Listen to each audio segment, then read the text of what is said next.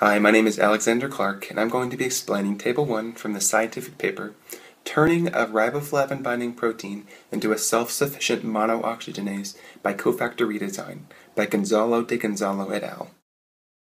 Monooxygenases are a type of enzyme that selectively oxidize organic substrates.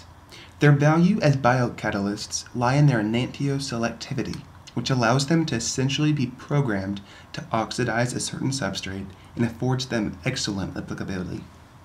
However, their usefulness is hindered by their dependence on the electron transport abilities of nicotinamide cofactors, such as NADPH, a biologically expensive molecule.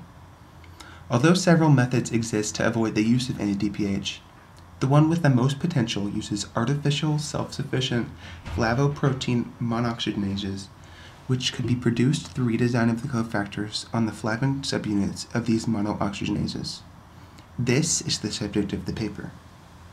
To determine the viability of the method and to maximize efficiency, the experiment consisted of several different forms of flavins with a multitude of cofactors bonded to riboflavin-binding proteins, known as RFBP, from chicken eggs.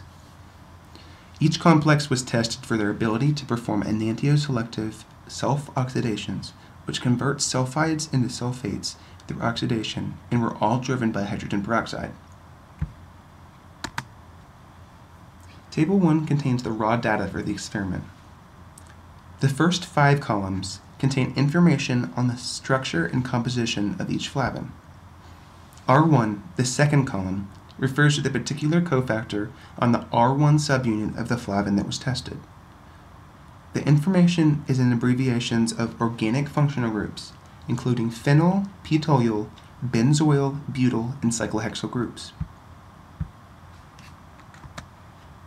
R2, the third column, refers to the cofactor attached to the R2 subunit of the flavin that was tested.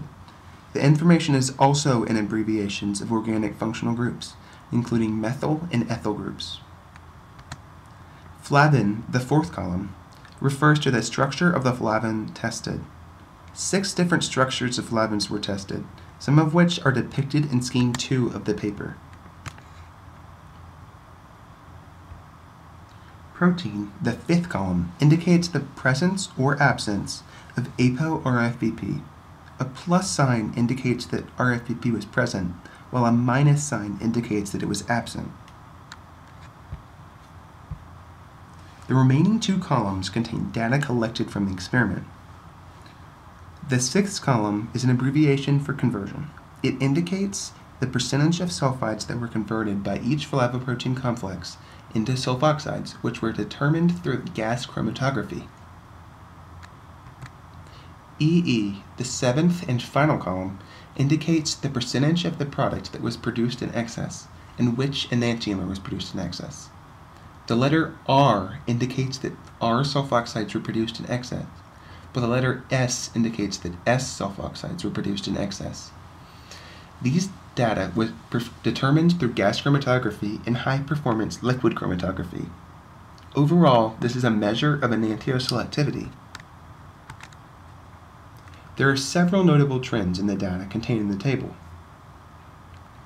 Flavoprotein complexes with flavins 2 and 6 produced an excess of R sulfoxides, while those with flavins 3 and 5 which are very similar in structure, produced an excess of S enantiomers. This means that you could select the particular flavin based on which enantiomer you wanted.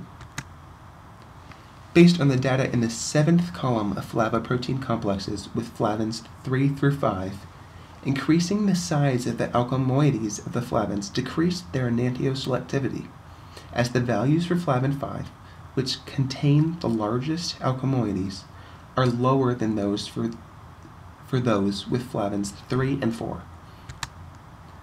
Based on the conversion and percentage of excess product, entry 14, which contains a flavin 6 subunit with benzoyl and methyl cofactors, is the most efficient flavoprotein complex because it contains the largest conversion and percentage of excess product values. Overall, the data show that complexes of RFBP and artificial flavins are able to act efficiently as hydrogen peroxide-driven, self-sufficient monooxygenases. The cofactors and structure of the flavin subunits can be altered to produce a desired enantiomer. Based solely on the data in Table 1, the researchers succeeded in their goal to find an acceptable, self-sufficient monooxygenases as every flavin, with the exception of the last 3 entries, which were basically controls, converted sulfides to sulfates and demonstrated enantioselectivity.